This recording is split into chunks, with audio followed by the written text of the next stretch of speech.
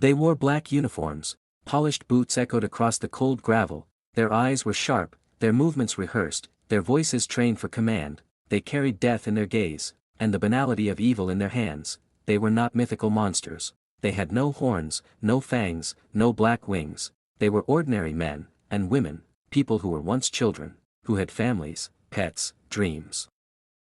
But there, between barbed wire gates, mud, and the stench of burning flesh, something inside them died, and something far worse was born. There, on the tracks that led into darkness, they took on the face of evil, not evil as spectacle, but as routine.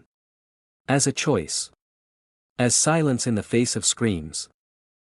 But there, between barbed wire gates, mud, and the stench of burning flesh, something inside them died, and something far worse was born. There, on the tracks that led into darkness, they took on the face of evil, not evil as spectacle, but as routine. As a choice. As silence in the face of screams. They were seduced by simple promises, a steady paycheck, a uniform, respect. In a Germany devastated by crisis and humiliated by a previous war, those promises sounded like salvation. They didn't enlist to kill, but they didn't hesitate either. The women who served as guards followed a similar path. Many were nurses, typists, secretaries. Some volunteered, seeking adventure. Others were sent without knowing exactly where, until they passed through the gates. Some were horrified. Others, the most notorious, found in the camps a stage. A place to wield unchecked power. They were trained not to see people. There were no names. Only numbers. Identical uniforms. Shaved heads. Hollow stares. Dehumanization was the first step. When a prisoner is no longer seen as someone, but as a defective cog in a machine, it becomes easier to punish. Easier to ignore. Easier to kill. These weren't beasts with monstrous features. They were men and women who pushed buttons, hummed tunes, filed reports. All while, just a few meters away, children cried, women died, bodies piled up. That was the true horror, evil wearing a uniform, following orders, and going home at the end of the day. In the camps, the days began early. Even before sunrise, the piercing sound of whistles echoed through the barracks. Men, women, and children were pulled from sleep, or what little was left of it, to stand in rigid lines, under cold, hunger, and fear. The routine was enforced with brutality, endless roll calls, exhausting head counts, forced marches to the labor sites. The guards organized. Controlled. Watched. But it wasn't just surveillance. It was domination. The systematic breaking of the human spirit. Every day, bodies were pushed to the limit. Forced labor drained the last strength from those who had nothing left to give. Those who hesitated were pushed. Those who fell were left behind. Those who resisted, were punished. Punishment was part of the system. Not an exception, but a method. It was the whip. It was starvation. It was exposure to the cold until unconsciousness. It was the trained dogs, unleashed at a mere gesture, to tear flesh without hesitation. They had near total freedom to act. They needed no orders to torture. It was allowed. Encouraged. Expected. A look deemed defiant could mean a public beating. An extra piece of bread could mean a bullet to the head. A word spoken in the wrong language could be your last. Over time, some became sadists. They found pleasure in another's pain.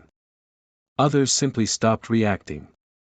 They watched, and stayed silent. Not because they didn't know, but because they chose not to act. They all knew. And all of them, in one way or another, chose to remain. Inside that system.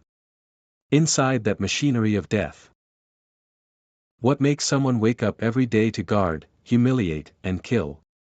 Is it psychopathy? Fanaticism? Or just blind obedience? Perhaps it's easier to imagine monsters. Soulless, remorseless beings. But the truth is even more disturbing. Many were ordinary. As ordinary as a clerk. Fulfilling orders. Filling out reports. Eating quietly in the mess hall.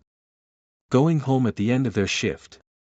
Philosopher Hannah Arendt was present at historic trials. She looked into the faces behind the atrocities. And she wrote something that still unsettles us. Evil can be banal. It can speak in the voice of a bureaucrat. It can hide behind the word, duty. It was evil dressed in normality. Not in screams, but in silence. Not in demons, but in ordinary men saying, I was just doing my job. And this is the question that still echoes today. Did they have a choice? When they looked at an exhausted prisoner, could they have spared them? When they raised the whip, could they have stopped? When they heard the screams, could they have said no? The answer is not simple. But it matters. Because each choice, no matter how small, reveals humanity. And each person who chose not to see, not to hear, not to question, became part of what happened. When the war ended, silence followed. The smoke cleared. The cameras stopped rolling. And many tried to vanish. Some were captured. Tried. Convicted of crimes against humanity. Others changed their names. Forged documents. Started new families in distant lands. Died as smiling grandparents, with family photos on the wall, stories rewritten. Never held accountable. Irma Gries was hanged at the age of 22. They called her the hyena of Auschwitz. She embraced her cruelty to the end, showing no visible remorse. Young, attractive, sadistic. Maria Mandel was also tried and executed. She led the women's orchestra, while sending thousands to their deaths. Her face never softened. But thousands of other guards lived in peace.